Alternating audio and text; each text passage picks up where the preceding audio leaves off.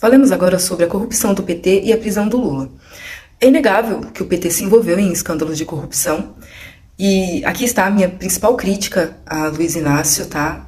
E o meu principal problema com ele é que justamente durante o governo dele, o partido dele se envolveu com alguns escândalos de corrupção, e o principal deles, que é o mais citado, é o mensalão. Só que as pessoas agem como se só o PT estivesse envolvido no mensalão, como se não estivessem outros partidos envolvidos, como, por exemplo, o partido atual do senhor presidente em exercício. Cortella e Janine Ribeiro dizem em seu livro Política para não ser idiota que a corrupção sempre existiu.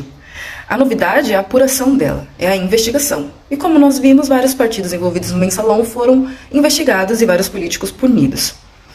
Por outro lado, também é observável que, se a corrupção sempre existiu, é impossível governar a não ser que o governante ou faça vista grossa para uma coisa ou outra que aconteça em seu governo, ou que ele se envolva.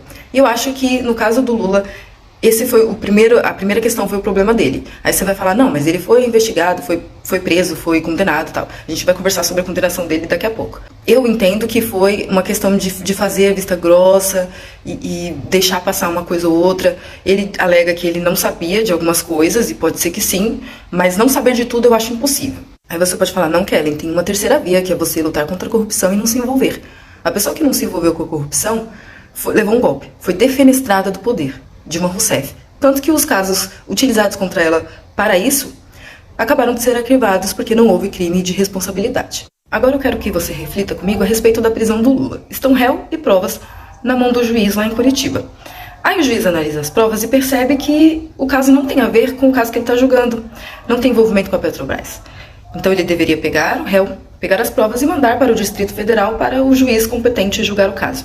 Se ele está querendo realmente fazer a justiça, fazer a coisa certa, ele deveria ter feito isso. Por que ele não fez? Ele não sabia que ele não podia julgar. Então, se ele não sabia que ele não podia julgar, a gente questiona a competência dele e, portanto, o veredito que ele deu. Agora, se ele sabe, eu te pergunto, por que ele não fez isso? Se as provas eram conclusivas, ele teria enviado e o réu teria sido condenado e estaria preso até hoje. Então, por que você acha que ele não fez isso? Eu só encontro uma resposta. Que ele tinha interesses políticos nisso, tanto que nós sabemos que ele saiu da área da justiça e foi para a política, né? E se ele precisou condenar o réu, ele precisava da condenação. Se ele enviasse para o distrito, o réu seria inocentado, porque as provas não eram conclusivas, como nós sabemos que não são. Papéis em branco, sem assinatura, rasurados e etc. Ele só não contava que o STF averiguaria e perceberia que ele não deveria ter julgado. Fora que ele não contava que prints de conversas dele orientando a acusação seriam divulgados, né? Agora, se você sabe o mínimo de justiça, né, o mínimo a respeito de julgamento, você sabe que o juiz deve ser imparcial, que ele não deveria estar orientando a acusação como ele fez em conversas com Dallagnol, por exemplo, tá? Agora, se as provas eram conclusivas, por que ele precisou ficar fazendo isso, né? Por que ele precisou ficar orientando a acusação? Além disso, além dos papéis estarem rasurados e em branco, etc., dizem que acharam esses papéis no apartamento dele. Qualquer ladrão pé de chinelo sabe que você não pode deixar nada que possa te ligar ao crime dentro da sua própria casa, né? Se o cara é tão esperto assim para roubar tudo isso que vocês falam que ele roubou, ele teria deixado dentro da própria casa, né? Além disso, se ele tivesse roubado tudo isso, me diga, você, como que ele tá me morando num apartamento em São Bernardo do Campo? Eu morei em São Bernardo do Campo. Não fica andando por aí de carrão e fazendo viagem de jatinho, luxando. O cara tem mais de 70 anos, acabou de casar de novo. Poderia pegar todo esse dinheiro que ele roubou e tá lá nas Maldivas, curtindo a lua de mel prolongada dele numa boa. Terminar a vida dele numa boa com todo esse dinheiro. O que esse cara me está fazendo aqui? Né?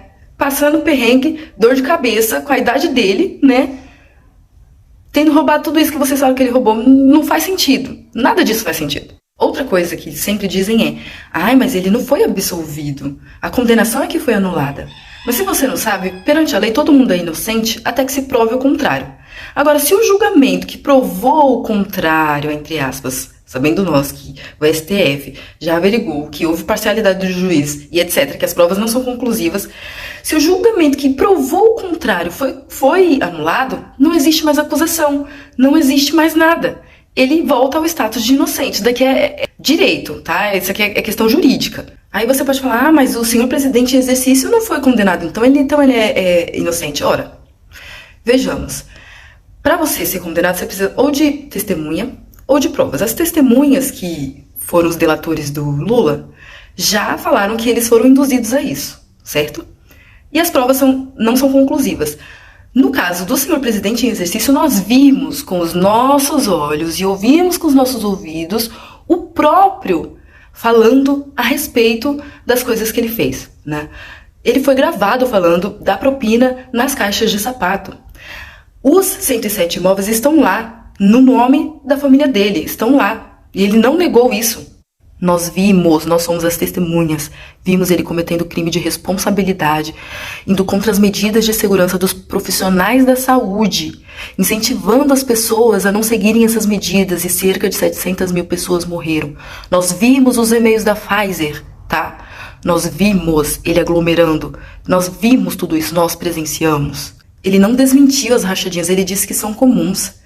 E o orçamento secreto nada mais é do que um mensalão com outro nome. E ele já desviou nesse orçamento secreto 500 vezes mais do que foi desviado no mensalão. Agora, se a novidade é a investigação da corrupção, ele colocou 100 anos de sigilo em várias coisas, né? Ele trocou os responsáveis por investigar. E você acha que tá tudo ok. Agora vamos fingir que, nossa, o Lula enganou todo mundo, né? Enganou a STF, meu Deus do céu. E ele realmente roubou. Então, se nós estamos falando isso, nós estamos diante de duas opções. De dois corruptos. E um corrupto fez o quê? Desviou alguma coisa pro Instituto Lula, né? Fingindo, nós estamos fingindo aqui, ó. Reformou um sítio e comprou um triplex. De um lado tem esse corrupto. Do outro, comprou 107 imóveis, 51 com dinheiro vivo. Que com os desvios que fez, deixou várias áreas defasadas. Este paga de pobretão, comendo pão com leite condensado, usando caneta Bic, mas gasta horrores no cartão corporativo, nas viagens que faz, e tem 107 imóveis no nome da família. Estamos diante aí de dois corruptos, em que um fez pelo pobre. Você pode falar, ai, migalhas. Para você pode ser migalha tirar o país do mapa da fome, né? Colocar 3 refeições à mesa das pessoas. Para você pode ser migalha, você já tinha isso, né? Você não passou fome, para você é migalha, né? Cada um vê as coisas do ponto de vista da sua realidade. Eu fui uma das pessoas que comia pirão de farinha com café e depois passei a ter refeições de verdade na minha mesa, né? Pra mim não foram migalhas. Houve muito avanço na área da educação, principalmente, tá? Inclusive eu farei um compilado dos avanços, das coisas que foram feitas, das medidas que foram tomadas e etc. E o outro, por outro lado, só desvia dinheiro de tudo, né? E deixa as áreas defasadas. De um lado temos uma pessoa que não quer que bandidos morram durante seus assaltos, mas que eles sejam ressocializados, que eles tenham uma chance de mudar de vida. Você acha que essa pessoa que não quer que bandidos morram teria feito o quê por cidadãos que estão morrendo com falta de ar? Por fim, eu reitero, não tenho uma visão acrítica de Luiz Inácio. Manterei os meus olhos nele da mesma forma que mantive os meus olhos no presidente em exercício, e vou cobrá-lo, porque os governantes não estão lá para serem ídolos, para fazerem o que quiserem, esconderem o que fazem e etc. Eles estão lá para serem cobrados, para prestar contas, para fazer aquilo que eles disseram que fariam. E, dada a minha crítica feita a ele no início desse vídeo, se houvesse alguém mais competente e com chance contra o presidente em exercício, eu votaria nessa pessoa, né? Mas infelizmente nós estamos apenas diante dessas duas opções. E em uma opção, nós temos alguém que fez alguma coisa pelo pobre e que respeita a democracia, que se deixou ser investigado, que não colocou sigilos, se deixou ser investigado, foi preso, cumpriu a sua pena, tudo bonitinho, a sua sucessora também levou um golpe, saiu com tranquilidade, sempre respeitando a democracia. E do outro lado temos uma pessoa que louva ditadores, que louva torturadores e que defende a ditadura. Eu não estou aqui falando para você votar em candidato A, em candidato B. Eu trouxe algumas coisas para você refletir e aí você toma a sua própria decisão com o que você quer para o Brasil, né? Analise a história direitinho, não apenas do ponto de vista da direita, da extrema direita, analise tudo, analise o que foi dito e aí você toma a sua própria decisão.